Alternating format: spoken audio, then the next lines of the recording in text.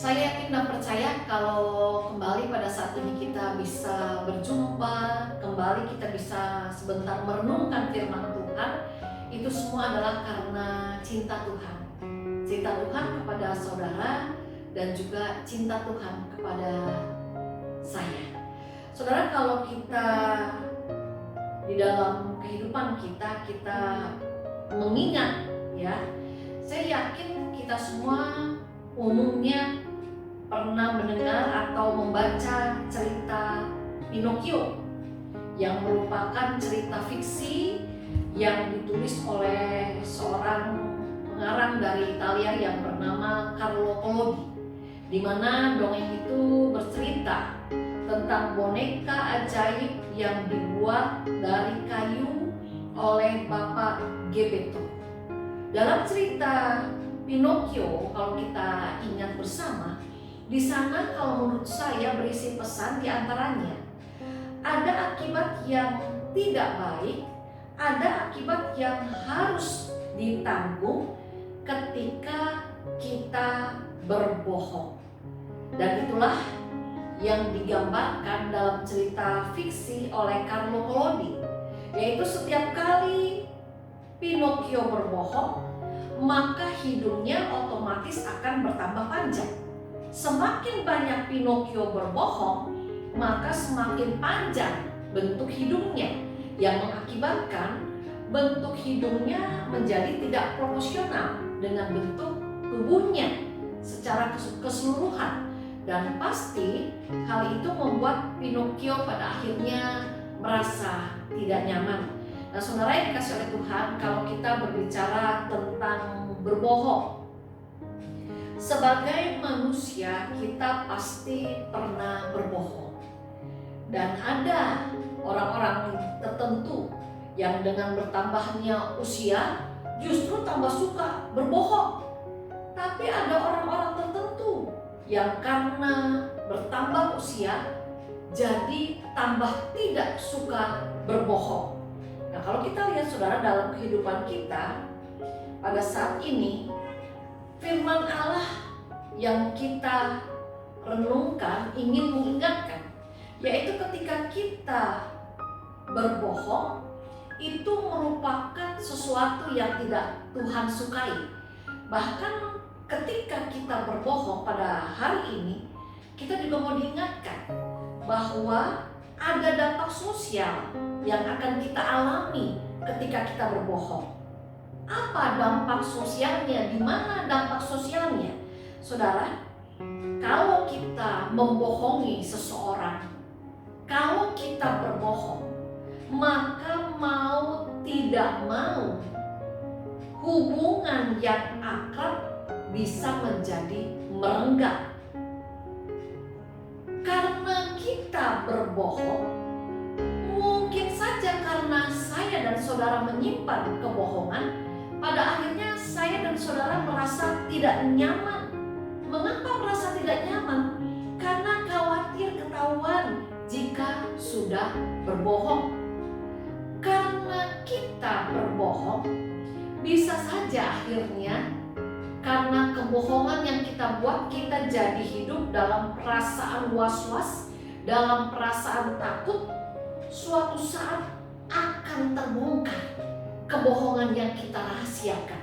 Saudara, kita lihat, yang namanya kebohongan bukan hanya berdampak dalam masalah sosial, namun yang namanya kebohongan juga menurut saya berdampak buat kesehatan kita. Karena apa? Karena ketika saya menyimpan kebohongan, maka hormon stres dalam tubuh saya ini akan meningkat. Dan ketika saya menyimpan kebohongan, maka hal itu akan mempengaruhi emosi saya, sehingga pada akhirnya emosi saya pun menjadi emosi yang negatif. Kalau pada saat ini kita berbicara tentang kebohongan, dan kalau kita membandingkan antara kebohongan dengan kejujuran, maka kita kemungkinan akan setuju dengan ungkapan yang berbunyi, kejujuran itu kadang menyakitkan. Dan kejujuran itu kadang membuat kita tidak bahagia. Kadang-kadang memang kejujuran itu membuat kita merasa tidak nyaman. Namun, bukankah lebih baik, bukankah lebih menyukakan ketika saya dan saudara mendengarkan kejujuran daripada kebohongan? Bukankah kita ini lebih menghargai, lebih mempercayai orang-orang yang jujur dibandingkan dengan orang-orang yang tidak jujur? Bukankah kita akan lebih aman, lebih nyaman rasanya membangun relasi, bekerja sama dengan orang yang kita tahu dia adalah orang yang jujur, dibandingkan dengan kita bekerja sama dan membangun relasi dengan mereka yang kita tahu sebagai orang yang suka bohong? Artinya apa, saudara? Sebenarnya dalam kehidupan kita, saya dan saudara senantiasa jauh merindukan adanya kejujuran daripada kebohongan. Nah, lantas kalau kita lihat pada saat ini, apa yang firman Tuhan katakan tentang berbohong? Melalui kitab Amsal 6 ayat yang ke-16 sampai dengan ayat yang ke-19, saya bacakan ya.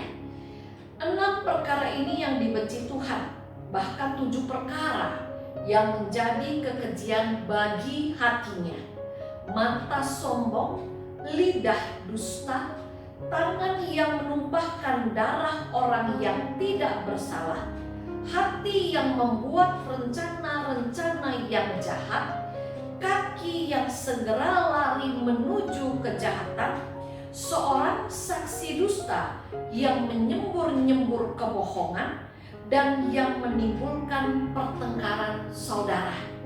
Melalui firman Allah dari kitab Amsal pada saat ini, kita mau diingatkan, jaga mulut kita masing-masing dari ucapan yang suka menipu. Jaga lidah kita dari ucapan yang suka berbohong di dalam kehidupan kita sehari-hari, karena kita semua adalah anak Tuhan dan Tuhan sangat tidak suka.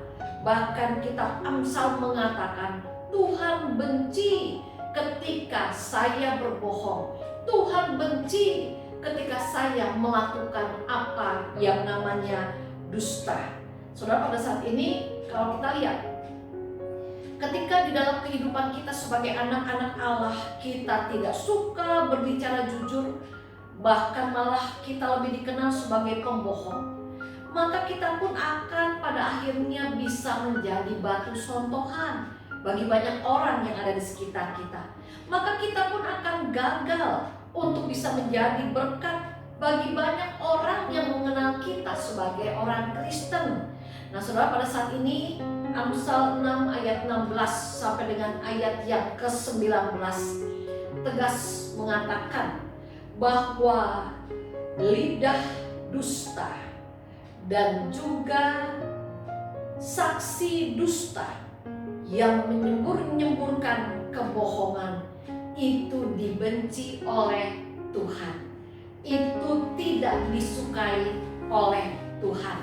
Saudara, mari kita nyatakan cinta kita kepada Tuhan, iman kita kepada Tuhan Yesus dengan bukti yang nyata. Dan salah satu bukti yang nyata yang dapat kita saksikan adalah dengan sikap kita, dengan mulut kita, dengan lidah kita yang tidak suka berkata bohong, yang tidak suka bersikap tidak jujur terhadap siapapun kita berrelasi. Saudara, ingatlah selalu, tidak ada kebohongan apapun bentuknya yang kita lakukan yang luput dari penglihatan Tuhan. Oleh karena itu, kalau kita rindu untuk dapat menyenangkan hati Tuhan, Kalau kita rindu untuk kita bisa menjadi berkat di dalam kehidupan kita, siapapun kita dalam kehidupan ini, marilah jauhkan sikap suka berkata bohong, suka bertindak bohong. Dan dengan demikian, saya dan saudara dapat menjadi saksi cintanya di dalam dan melalui kehidupan kita sehari-hari. Biarlah Tuhan Yesus yang menolong saudara dan juga menolong saya untuk kita selalu bisa bersikap jujur, tidak suka berbohong di dalam kehidupan ini. Amin. Kita berdoa. Bapa yang ada di surga, biarlah kiranya Engkau sendiri yang berjaga-jaga di depan pintu bibir kami, agar sebagai anak Tuhan kami tidak suka berkata berbohong dan tidak suka berdusta, agar dengan demikian kami dimampukan untuk tidak menjadi batu sotohan bagi banyak orang yang ada di sekitar kami.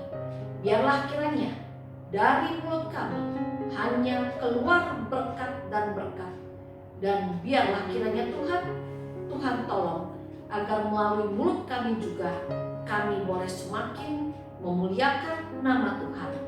Terima kasih Tuhan Yesus. Amin.